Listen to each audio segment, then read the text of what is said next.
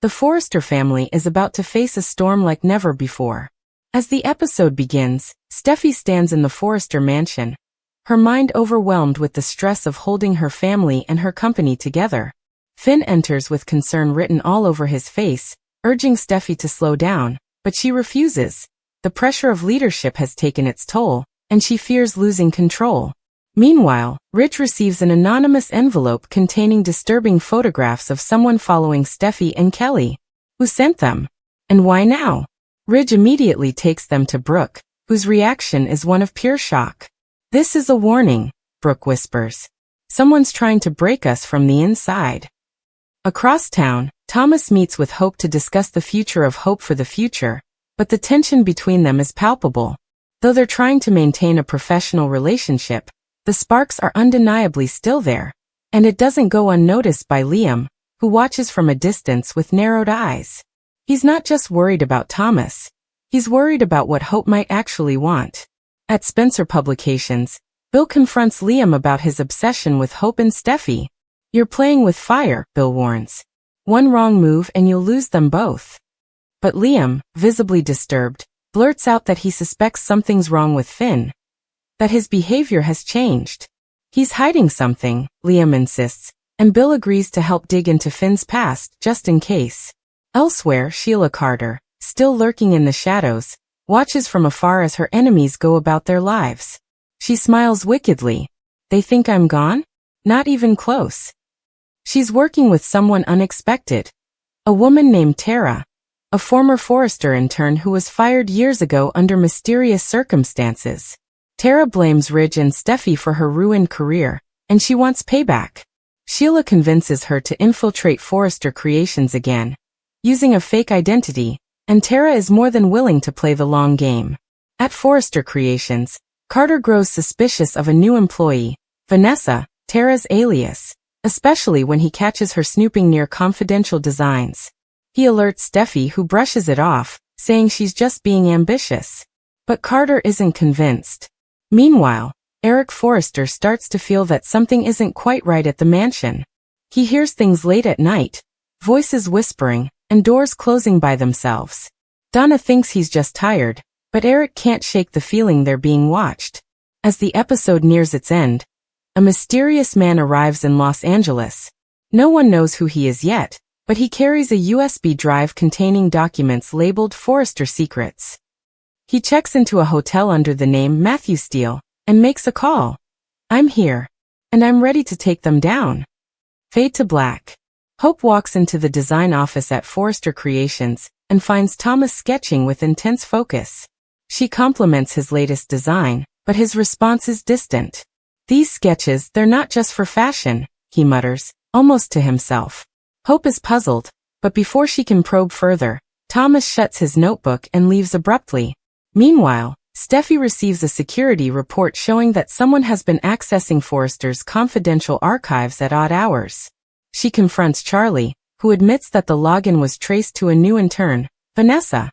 When Steffi demands to see Vanessa's file, she notices something strange. The social security number doesn't match any real database. Alarmed, she rushes to tell Ridge. But Ridge is preoccupied. He just had a heated argument with Brooke about Deacon, who's been spending more time at Il Giardino and maybe meeting someone in secret. Brooke defends Deacon, insisting he's changed, but Ridge isn't convinced. In a shocking twist, Deacon is indeed meeting someone. It's Tara, aka Vanessa, the woman planted by Sheila. She's been manipulating Deacon into feeding her small bits of intel about the Forresters under the guise of casual conversation. Deacon thinks he's just venting, but Tara records everything. Back at the Cliff House, Finn's phone buzzes with a message from an unknown number. "Tell Steffi the truth, or I will." Finn looks terrified. That night, while Steffi is putting Kelly to bed, Finn sneaks out and drives to a secluded house. There, he meets a woman named Ivy, someone from his past in medical school. Ivy knows a secret that could destroy everything. That Finn once covered up a tragic mistake during residency, one that could get him banned from practicing medicine. Ivy threatens to go public unless Finn gives her $500,000. Finn begs her to stay quiet, claiming his family doesn't deserve to suffer. But Ivy gives him 72 hours. The next day, Thomas returns to the office and tells Hope he's planning a solo fashion line. One that doesn't involve Hope for the future. Hope is shocked, feeling betrayed, but Thomas says, "I need to prove I can succeed without you." Liam, overhearing the argument, warns Hope, "He's slipping again. You can't trust him." At Spencer Publications, Bill receives a report from his PI, and it's disturbing. It reveals that someone named Matthew Steele, the man with the USB drive, is actually a former Forrester contractor who was fired after a failed merger deal. He's been tracking Eric, Ridge, and Carter for years, collecting financial documents, personal emails, and even security footage. Bill immediately tries to call Ridge, but Ridge doesn't answer. Why? Because Ridge is at the Forrester cabin, meeting with someone secretly. That someone is Quinn. Yes, Quinn is back and she's furious. She's discovered that Eric annulled their marriage under forged signatures, and she wants revenge. "You humiliated me," Quinn spits. "Now it's your turn." Ridge tries to calm her down, but Quinn slaps him and storms out.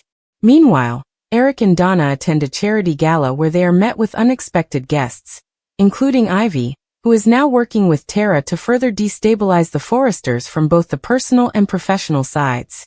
As the gala continues, Ivy plants a tiny device under Eric's chair. It's an audio bug, feeding live conversations directly to Tara. At the same time, Matthew Steele logs into Forrester's mainframe using credentials he bought from a fired accountant. Files begin downloading: project budgets, private communications, and internal memos. He smirks. Let's see how the mighty fall. In the final scene, Sheila watches everything from a hidden room.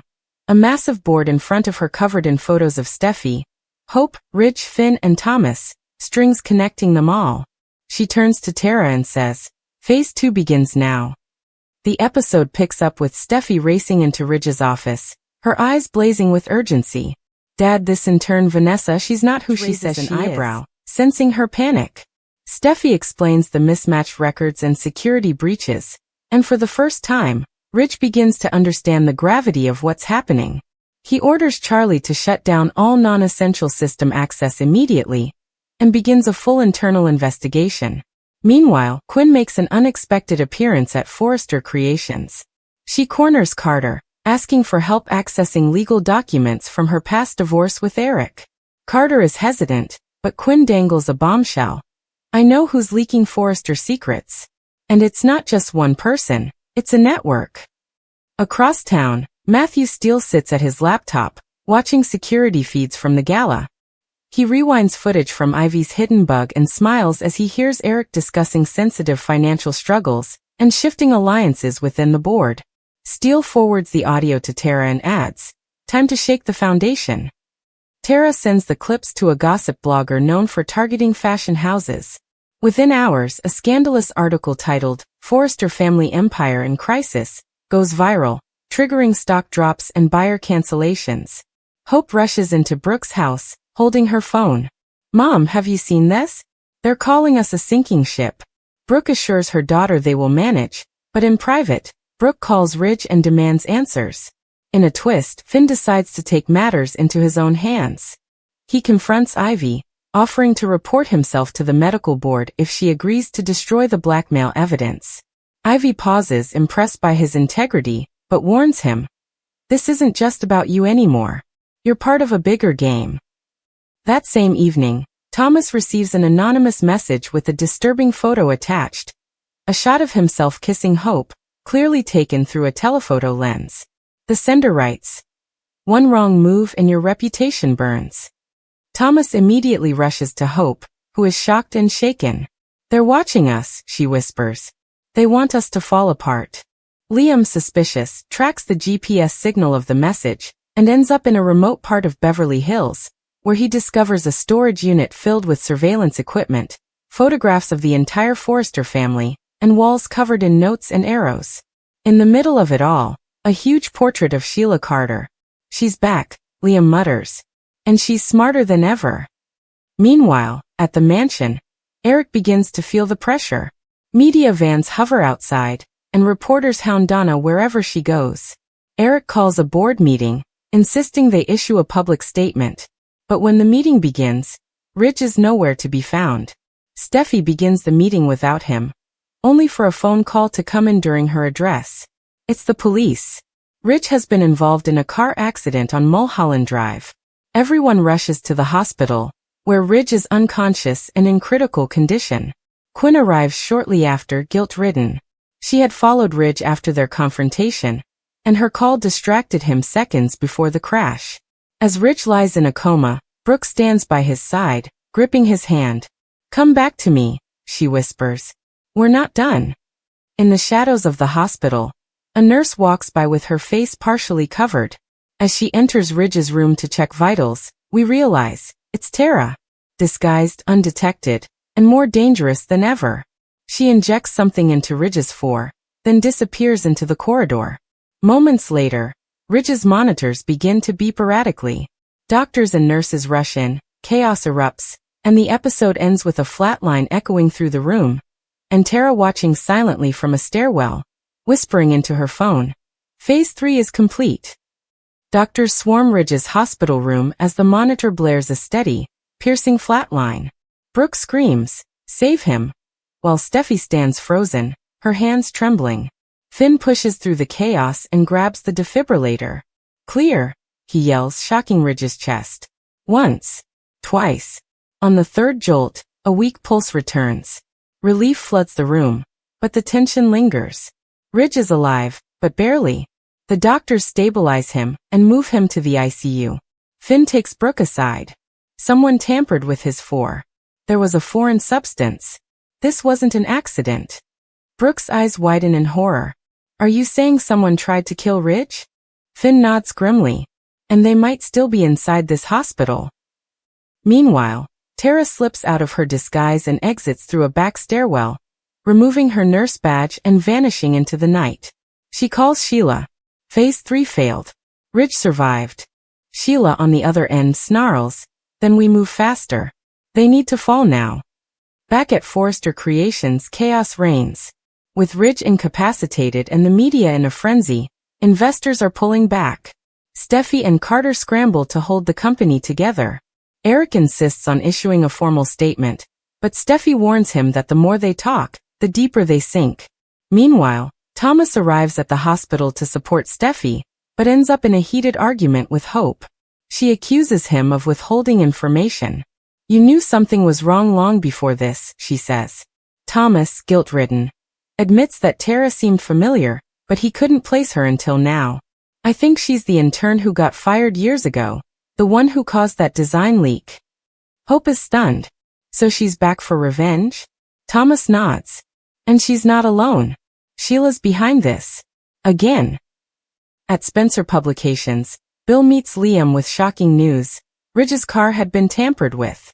The brake lines were cut. "This was attempted murder," Bill says. Liam, frustrated, recalls the storage unit and Sheila's wall of connections. He shows Bill the photos and audio files. This goes way deeper than anyone thought. They're not just targeting Ridge. They want to destroy the Forresters. All of them. That evening, Donna tries to comfort Eric, but he's distant. He's thinking about Quinn, about how she predicted all of this. "She told me there was a network," Eric says. Maybe she was right. He decides to track Quinn down, hoping she might know more. At the same time, Tara meets Ivy in a warehouse on the outskirts of town. Ivy is growing uneasy. "Ridge almost died," she says. "This wasn't the plan." Tara, cold and emotionless, replies, "This is war. Collateral damage is expected." But Ivy isn't so sure anymore. She starts secretly recording Tara's threats, unsure of what to do but needing leverage. Meanwhile, Sheila reaches out to Deacon, asking for a meeting. She plays the emotional card. "I need to see Hope. Just once. I deserve that." Deacon refuses at first but finally agrees. Under one condition. "You walk away after this. Forever." Sheila agrees, but she has no intention of keeping that promise. Back at the hospital, Ridge wakes up briefly. His voice is weak. He whispers to Steffi, "She's here, someone inside," before slipping back into unconsciousness. Steffi realizes he's trying to warn them. But about who? The next morning, a new scandal erupts.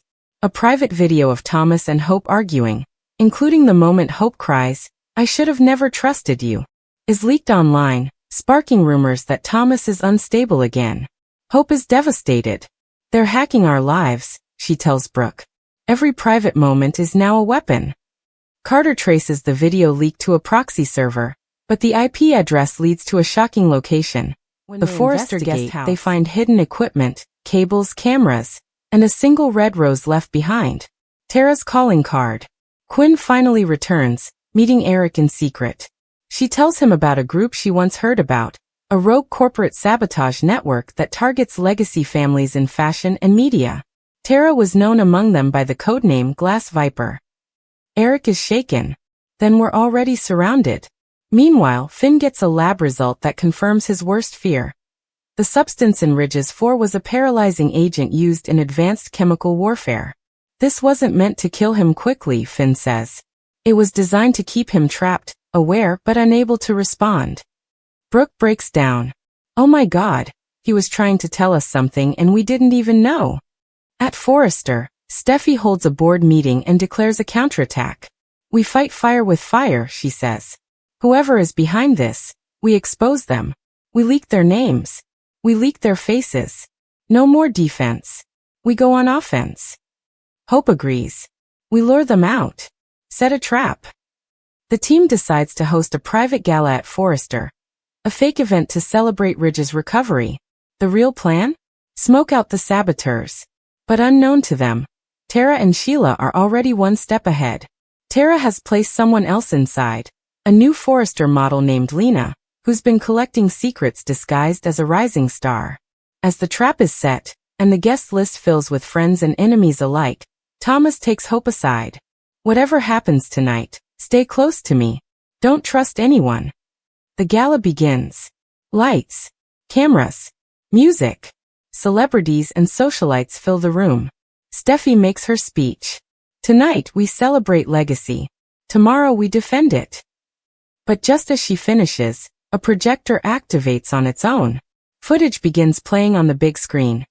A montage of Forrester family fights, private affairs, betrayals, and secret conversations. The room gasps. Carter pulls the plug, but the damage is done. Someone hacked the system from inside. Chaos erupts. Security locks the doors.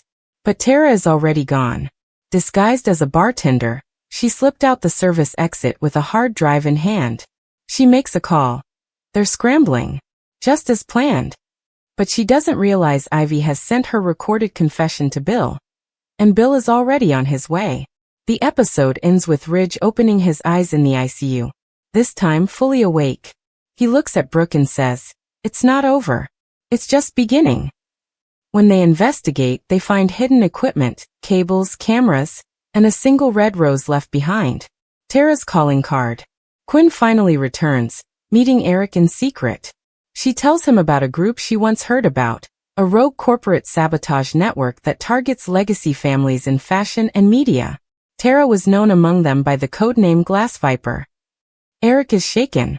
Then we're already surrounded. Meanwhile, Finn gets a lab result that confirms his worst fear.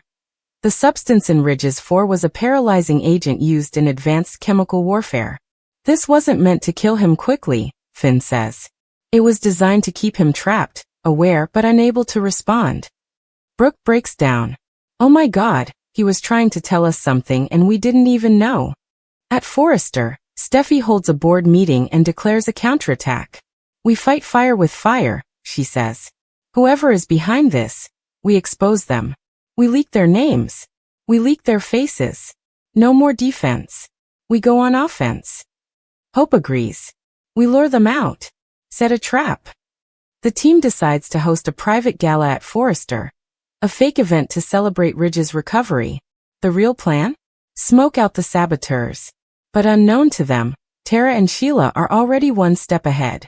Tara has placed someone else inside, a new Forrester model named Lena, who's been collecting secrets disguised as a rising star. As the trap is set, and the guest list fills with friends and enemies alike, Thomas takes Hope aside. Whatever happens tonight, stay close to me. Don't trust anyone.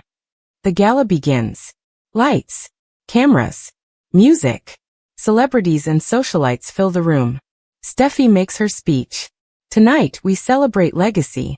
Tomorrow we defend it. But just as she finishes, a projector activates on its own. Footage begins playing on the big screen. A montage of Forrester family fights, private affairs, betrayals, and secret conversations. The room gasps. Carter pulls the plug, but the damage is done. Someone hacked the system from inside. Chaos erupts. Security locks the doors. But Tara is already gone. Disguised as a bartender, she slipped out the service exit with a hard drive in hand. She makes a call. They're scrambling. Just as planned. But she doesn't realize Ivy has sent her recorded confession to Bill. And Bill is already on his way. The episode ends with Ridge opening his eyes in the ICU. This time, fully awake. He looks at Brooke and says, "It's not over. It's just beginning."